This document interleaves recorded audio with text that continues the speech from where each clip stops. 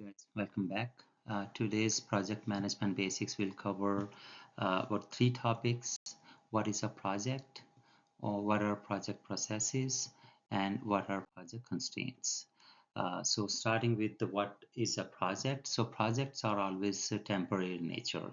That means it has a specific start date and it has a specific end date, also called project deadline. And project will be delivered during this time period.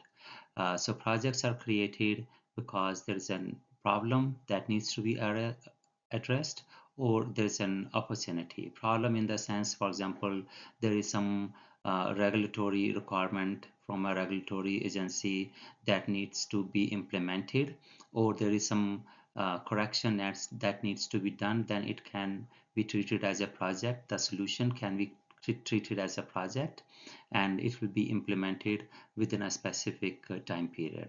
And the second scenario would be that there's an opportunity. For example, company wants to introduce a new product, and they have a set aside certain time period. During this period, the product needs to be introduced, so that also becomes an project. So uh, it can be a problem, or it can be an opportunity for the company to maybe make more revenue. So the project is delivered using company resources like the people, project funding, and infrastructure.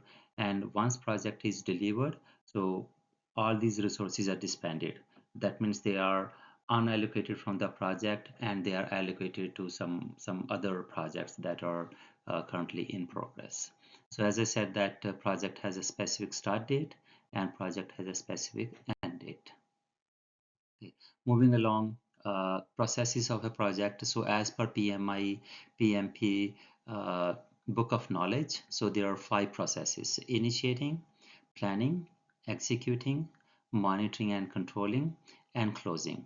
So I have elaborated in further slide based on my own personal experience working as a project manager. So I will go over to that slide and elaborate these processes further. So here you can see it differs slightly from what has been put together in the project management book of knowledge. So here you can see the proposal has been added, although initiation, planning, execution, closure phase are same, and there's a big circle has been put around all these processes, which is monitoring and controlling activities. So let's start with the proposal phase, or the proposal process. So this is the very initial stage of the project. So I can explain it in a way that there's a company, it has come up with the number of projects that need to be implemented, but not all projects can be implemented because of there's a funding constraint. There is a only as much can be delivered by the company. So there is a project prioritization, and if in that project prioritization the project is approved, then there's a business case initiated for this for that specific project. So business case is nothing but it's putting together information of project financials and what is being proposed as the project. So that business case is presented to the executives for their approval. So, and at the same time, the project sponsor is also identified, who will be the major beneficiary of the project and who will bear the cost of the project. So that is the those steps being done in proposal phase. Next is the initiation phase. So in this phase, it is expected that business case is approved by the executives. Project funding has been approved and the project has now funding available, and project manager will start working on the project charter and project governance. So project charter and project governance, sometimes they are put together in one document, and they are very important documents. So project charter, very high level, it will cover about what the project is all about, what are the high level timelines, uh, high level, what are the teams that are involved, what are the dependencies, risks, constraints, any other things that needs to be considered while delivering this project. So everything is covered in the project charter. Project governance is another important document which will cover all the teams that are considered stakeholder in the project, in terms of they may be only the beneficiary or the user of the end results, or they may be contributing to the project. So the steerco, which is called steering committee members, and then working group members, they'll be identified at this stage. So this is initiation stage, and next one is the planning phase. So teams are identified, project has funding, and now project manager will sit together with all the in-scope teams and put together a work breakdown structure that will be transformed into a project plans with the target and target start date and target end date. And at the same time, every project will be exposed to the risks. So risk management plan, which will cover all the probable risks, and their mitigation plan that will be covered in this risk management plan.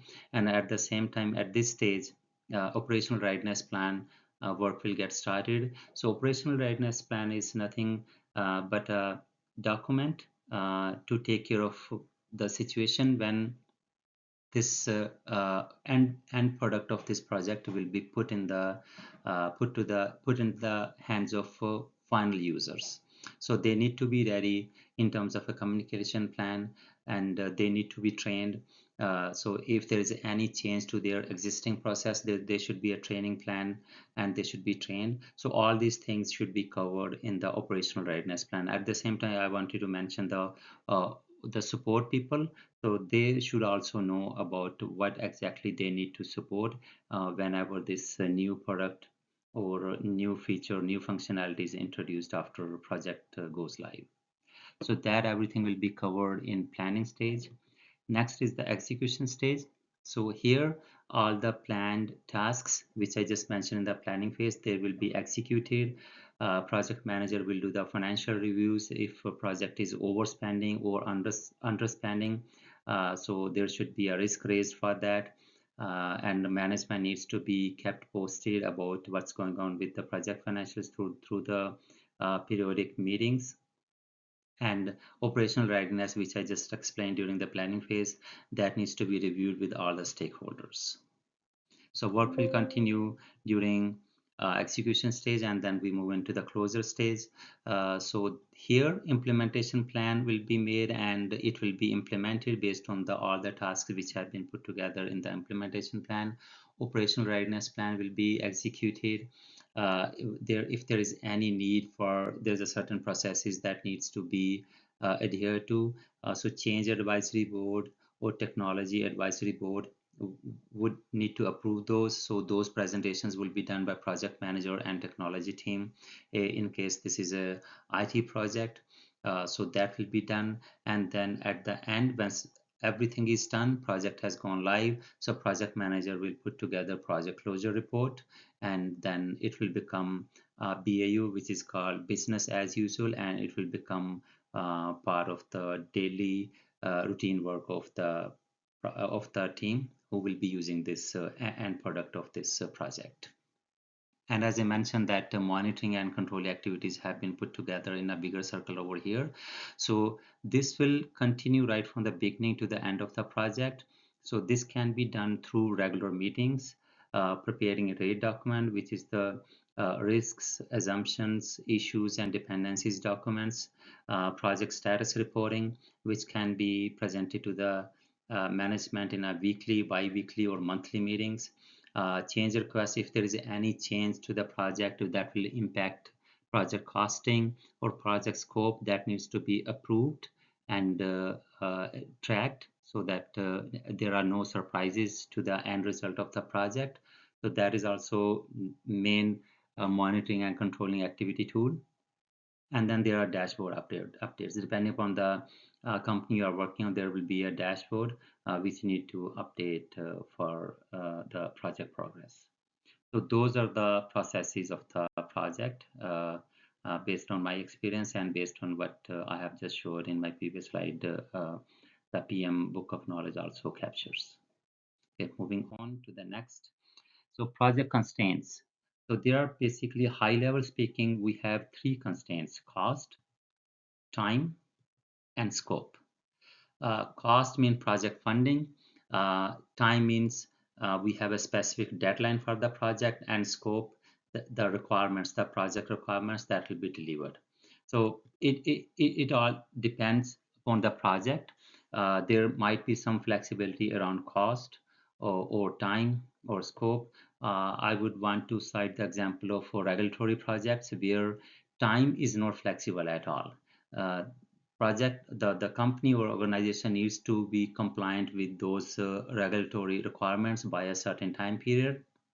They don't care about how much cost project will incur. They are flexible from costing perspective, and scope is also pretty much defined in terms of the requirements. That is just one example where time is not flexible. Depending upon the project and company priorities, the flexibility could be to any of these constraints. So these are high level, these three constraints. There might be other, but if you dig a deeper, so you can ascertain that those additional constraints will fall under in one of those these three constraints. So project benefits has been put as a foundation for this one. So project benefits should not change. Despite there's a triple constraint, the project need to do a balancing act uh, going through these three constraints, but the project benefits should not change.